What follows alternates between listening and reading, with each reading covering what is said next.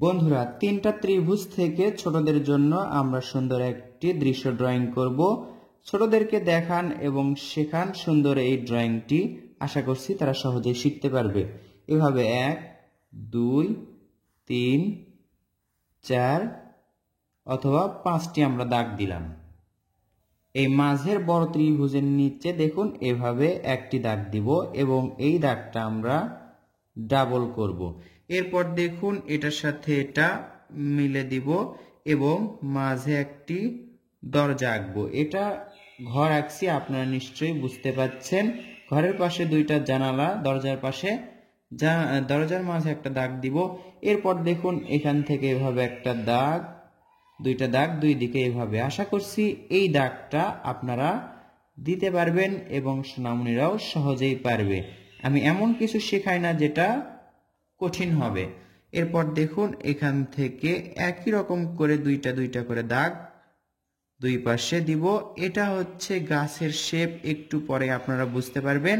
তিনটা ত্রিভুজ থেকে আমরা আঁকছি সুন্দর একটা দৃশ্য।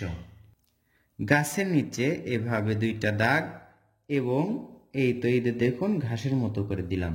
আবার এখান থেকে দুইটা দাগ, এই তো দেখুন ঘাসের মতো করে দিলাম।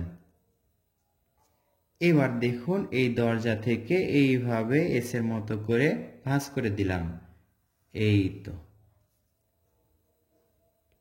এবার এই বরাবর সোজা একটা দাগ হবে। এই দাগের ওপর দিয়ে দেখুন দূরের গাছপালা আঁকবো আমরা।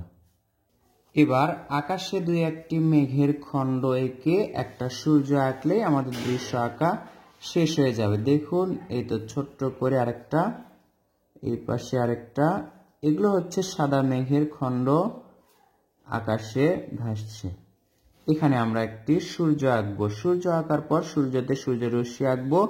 তাহলে এই বন্ধুরা দৃশ্যটি আঁকা শেষ। আশা করছি এই দৃশ্যটি দেখে সোনামণিরা সহজে আঁকতে পারবে। রং করলে দৃশ্য দেখতে আরো সুন্দর হয়। তো বন্ধুরা দেখুন, শিখুন এবং অন্যকে শেখান।